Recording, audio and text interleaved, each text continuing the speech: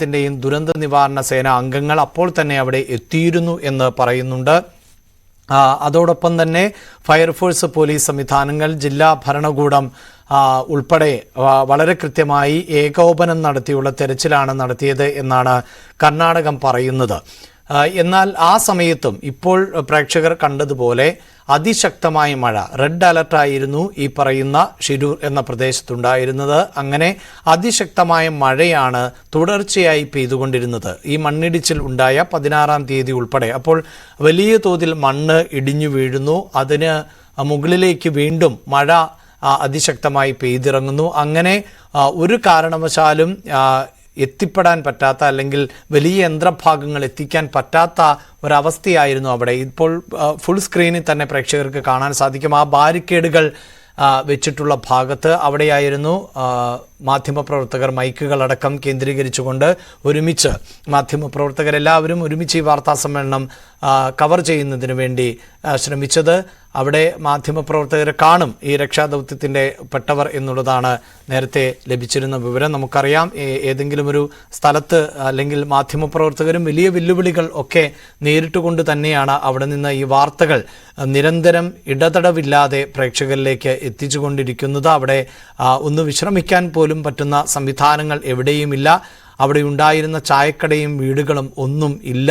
അവിടെ ഉണ്ടായിരുന്നവരും ഇപ്പോൾ ജീവിച്ചിരിപ്പില്ല എന്നതാണ്. അങ്ങനെയൊരു ദുരന്ത ഭൂമിയിൽ ആണ് മാധ്യമപ്രവർത്തകരും നിൽക്കുന്നത്.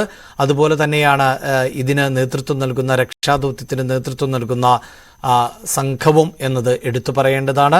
16-ാം തീയതി രാവിലെ 10 മണിക്ക് ഈ രക്ഷാപ്രവർത്തനം ആരംഭിച്ചുവെങ്കിൽ പോലും ബാക്കിയുള്ള മണ്ണ് നമുക്ക് ഒരു ഭാഗത്ത് ദൃശ്യങ്ങളിൽ കാണാം.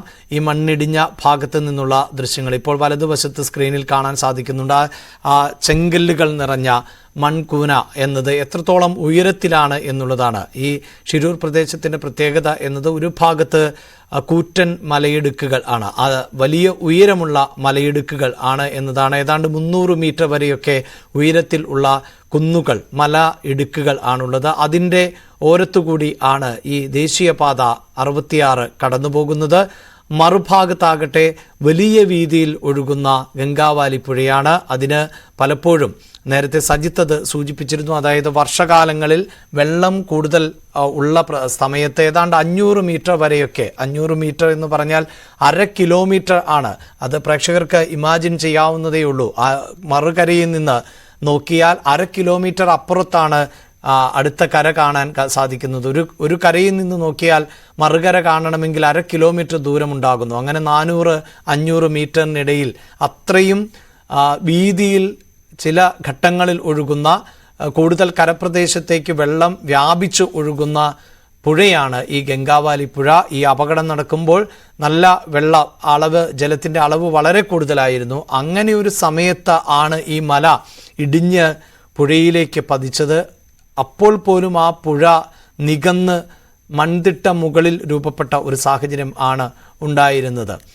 അങ്ങനെ ആ ഘട്ടത്തിൽ രക്ഷാപ്രവർത്തനങ്ങൾക്ക് വേഗത കുറവായിരുന്നു എന്ന ആക്ഷേപം ഉയരുമ്പോൾ ആ വേഗതയിൽ മാത്രമേ രക്ഷാപ്രവർത്തനം സാധ്യമാകുമായിരുന്നുള്ളൂ. ഈ വലിയ യന്ത്രങ്ങൾ കൊണ്ടുവന്നാൽ വലിയ തോതിൽ ഇളക്കം സംഭവിക്കുന്ന തരത്തിൽ മണ്ണിളക്കി നോക്കിയാൽ ശേഷിക്കുന്ന മലയും ഇടിഞ്ഞു വീഴുവാനുള്ള സാധ്യതയുണ്ടായിരുന്നു എന്നാണ് കർണാടക സർക്കാർ വ്യക്തമാക്കിയിട്ടുള്ളത്. ഘട്ടം ഘട്ടമായി അവസരം ലഭിച്ചപ്പോഴെല്ലാം അതിവേഗം രക്ഷാപ്രവർത്തനത്തിന് ശ്രമിച്ചു എന്ന് പറയുന്നുണ്ട്. 19-ാം തീയതിയാണ് അർജുൻ്റെ കുടുംബം ഇങ്ങനെയൊരു പരാതിയുമായി രംഗത്തെത്തുന്നത്. വാഹനമോടിച്ചിരുന്ന അർജുനെ കാണാനില്ല എന്നത്, അർജുൻ്റെ വാഹനത്തിൽ നിന്ന് ഫോൺ ബെല്ലടിച്ചിരുന്നു എന്ന പ്രതീക്ഷയെക്കുറിച്ച് അവർ പങ്കുവച്ചത്. അതിനുശേഷമാണ് മാധ്യമങ്ങൾ ഉൾപ്പെടെ ന്യൂസ് 18 ഏറ്റവും ആദ്യം തന്നെ ദുരന്ത മുഖത്ത് എത്തുകയും ഏറ്റവും ആധികാരികമായ വിവരങ്ങൾ പ്രേക്ഷകരുമായി പങ്കുവെക്കുകയും ചെയ്തത്. ലോറിയുടെ ഭാഗങ്ങൾ കണ്ടെത്തിയപ്പോഴും ഞങ്ങൾ പ്രേക്ഷകരോട് വളരെ കൃത്യമായി ആ വിവരം പങ്കുവച്ചിരുന്നു. ലോറിയുടെ ഭാഗം കണ്ടെത്താനായി എന്നുള്ളത്. വിനേഷ് കുമാർ ചേരുന്നുണ്ട്. വിനേഷ്, ഒരു കുടുംബത്തിൻ്റെ കാത്തിരിപ്പ്, അത് അർജുൻ ജീവനോടെ വരുമെന്ന് പ്രതീക്ഷയില്ല എന്ന് അമ്മ തന്നെ വ്യക്തമാക്കിയതാണ്. ഇപ്പോൾ ഏറ്റവും ഒടുവിൽ നടത്തിയ നിരീക്ഷണത്തിൽ എവിടെയെങ്കിലും ബോഡി ഹീറ്റ് കണ്ടെത്താൻ പറ്റിയിട്ടില്ല. അതായത് ജീവനുള്ള ഒരു വ്യക്തിയുടെ സാന്നിധ്യം കണ്ടെത്താൻ സാധിക്കുന്നില്ല. ഈ വിവരങ്ങളൊക്കെ ഉൾക്കൊള്ളാൻ ആ കുടുംബത്തിന് വലിയ പ്രയാസമുണ്ടാകും. ആ കുടുംബത്തിൻ്റെ വികാരങ്ങളും വിചാരങ്ങളും ഒക്കെ നമ്മൾ